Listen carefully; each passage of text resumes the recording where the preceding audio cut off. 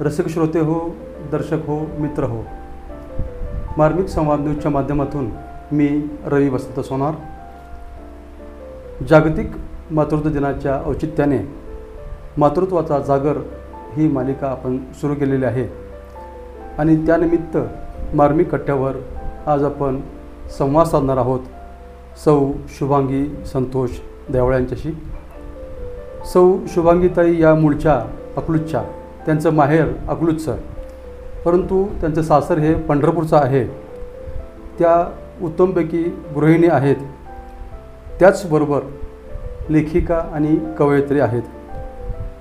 पुस्तकं वाचणे त्याचबरोबर लेखन करणे हा त्यांचा छंद आहे। त्याशिवाय धार्मिक स्थळी आणि निसर्गाच्या ठिकाणी प्रवास करणे हाही त्यांचा छंद आहे, ही त्यांची आवड आहे। आणि आम्ही पाहतो की त्यांच्या कवितांमधून निसर्ग नेहमी डोकावत असतो। त्यांच्या कवितांमधून निसर्गाचा उल्लेख बऱ्याचदा आम्हाला पाहायला मिळतो।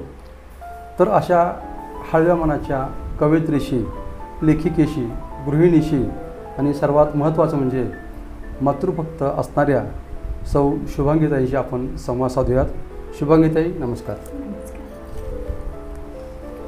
शुभांगीताई, आपलं लहानपण म्हणजे एक सुवर्ण आठवण असते आणि लहानपणीची आठवण आठवली की आपल्याला कधी हसू येतं, कधी रडू येतं, बरेच अशा आठवणी असतात। विशेषतः खाण्यापिण्याच्या बाबतीत आपण भावंड, आपली आवड निवड वेगळी असते। मग त्यावेळेस मला हे खायचं, मला ते खायचं असा वाद होतो। मग या वादामध्ये आईचा जो स्वभाव असतो त्या स्वभावानुसार ती दोन भावंडांच्या मध्ये वादामध्ये पडते आणि दोघांचा वाद मिटवते।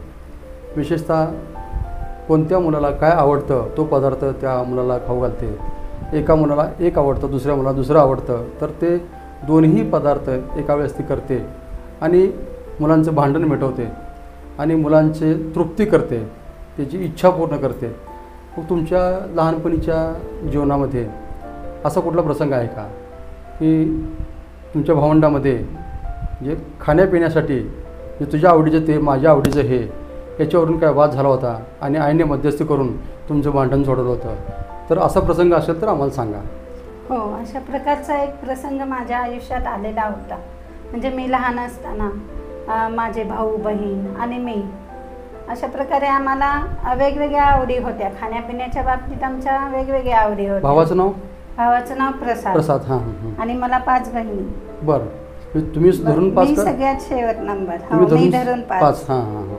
म्हणजे अंजुताई, मंजुताई, रंजुताई, संजुताई, म्हणजे अशा प्रकारचे नाव त्यांचे। बरं बरं बरं, हां। आणि मला पिंकी म्हणतात। बरं बरं, हां। तसं माझं नाव, टोपण नाव पिंकी आहे, पण माझं खरं नाव शुभांगी आहे। मग ते लहानपणी तुम्ही सगळे भावंड असे एकत्र? हो, भावंड सगळेजण मिळून मिसळूनच वागायचो, पण परंतु प्रत्येकाची आवड वेगळी असते। मग भावाला माझ्या शिरा आवडायचा आणि मला पोहे। मग भावानी आईला सांगितलं की आज मला शिराच खायचा आहे। मग आई म्हटली बर मी शिरा करते। मग आईने शिरा केला, पण मी रुसून बसले की मला शिरा नाही खायचा, कारण मला आवडतच नाही, मला तिखट पदार्थ आवडत। भाऊ तुमचा धाकटा का थोरला? थोरला भाऊ। थोरला भाऊ, मी शेंडीफळ असल्यामुळं माझं रुसणं फुगणं चालूच असायचं। मग मी आईला सांगितलं होतं की मला शिरा नाहीच खायचा, मला पोहेच खायचे। मी निवांत बसून राहिले, मी खाल्लंच नाही ते। बरं, शिरा सगळ्यांनी खाल्ला? हो, सगळ्यांनी खाल्ला। मग मी काही शिरा खाल्ला नाही। मग आईने माझ्यासाठी पोहे भिजू घातले, त्यानंतर स्टोव पेटवला आणि नंतर त्या कांदा, टोमॅटो, कोथिंबीर, मिरची ते चिरून सगळी फोडणी ते दिली आणि मग छान असे पोहे तयार केले। ते पोहे खूप रुचकर आणि स्वादिष्ट झाले होते, म्हणजे आईच्या हाताला चव असते। पोहे तुम्ही एकट्यानेच खाल्ले, परत भावंडांनी मिळून खाल्ले? सगळ्यांनी मिळून खाल्ले। पण तुम्ही शिरा खाल्ला नाही? नाही खाल्ला, म्हणजे आवडत नाही म्हणजे नाही? बरं, फिर पोहे मात्र सर्वांनी खाल्ले। स्वादिष्ट आणि रुचकर पोहे होते।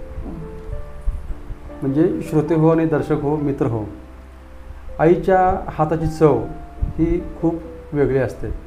कारण ज्यावेळेस आपली आई, प्रत्येकाचीच आई आपल्या लेकरांसाठी स्वयंपाक करत असते, त्यावेळेस तिचा मनीचा भाव जो असतो तिचं प्रेम असतं, तिचं वात्सल्य जे असतं त्या अन्नामध्ये उतरत असतं आणि त्याच्यामुळं आईच्या हाताच्या पदार्थाला जी चव असते ती चव जगभरातल्या कोणत्याही पंचतारांकित हॉटेलमधल्या अन्नालासुद्धा नक्कीच नसते.